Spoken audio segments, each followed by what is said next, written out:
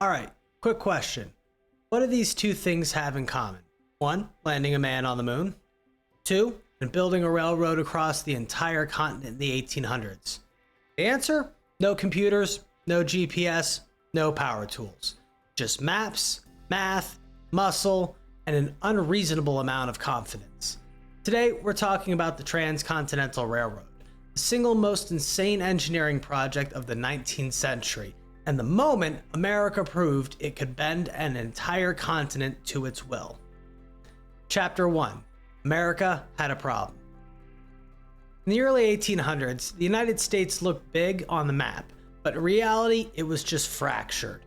If you lived on the East Coast and wanted to reach California, you had 3 options. Option 1. Sail around South America.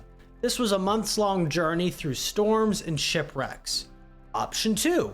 Cross the country by wagon, which meant deserts, mountains, diseases, and dying quietly in the middle of nowhere. Option 3, my favorite. Just don't go.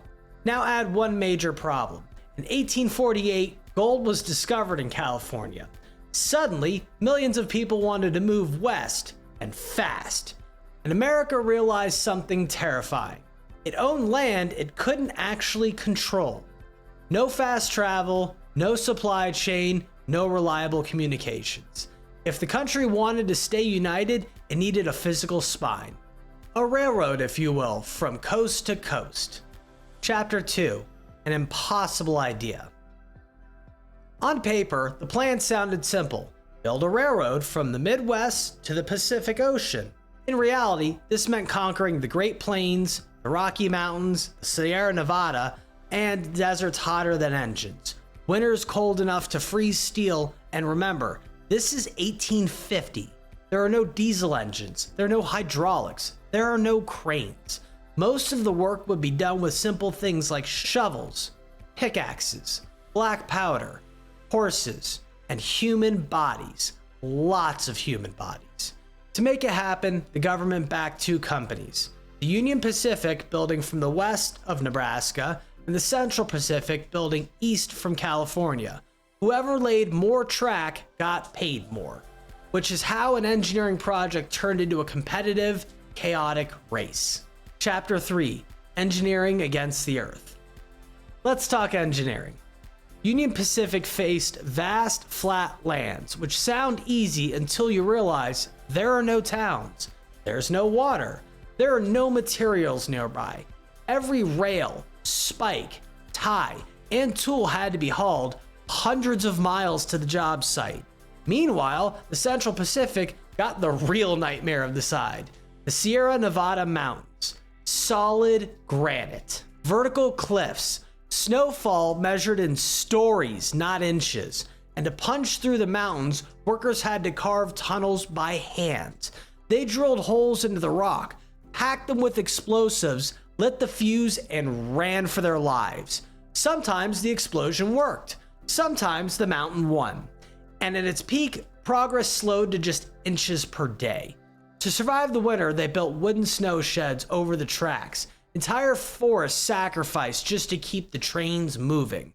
This wasn't construction, this was war against geology. Chapter 4. The human cost.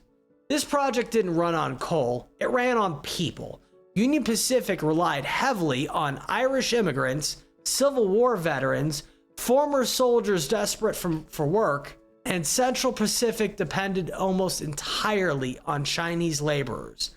Thousands of them. They worked long hours for less pay and in some of the most dangerous conditions.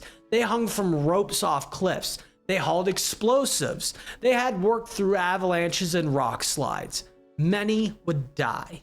And for decades, their contributions were barely even acknowledged.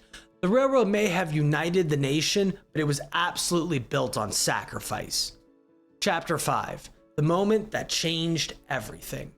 On May 10th, 1869, at Promontory Summit in Utah, the final spike was driven. The famous Golden Spike. With the hammer struck, telegraph line sent the message across the country. Done.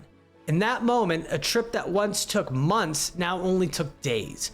Goods could move from coast to coast, Information traveled at the speed of electricity, and America became truly connected. This wasn't just transportation, it was infrastructure on a continental scale, and it transformed trade, industry, immigration, warfare, communications, and it reshaped cities, killed old routes, and created new economics. The United States went from a loose collection of regions to a single industrial machine. So why compare this to landing on the moon? Because both projects required never-before-seen engineering coordination, massive government backing, experimental problem solving, thousands of workers, and the belief that failure was simply not an option. The moon landing proved humanity could leave Earth. The Transcontinental Railroad proved America could conquer distance. Both changed how we see the world, and why it still matters to this day. Every modern supply chain, every coast-to-coast shipment, every logistics network traces its DNA back to this railroad. This wasn't just steel and wood. It was system engineering before the term even existed.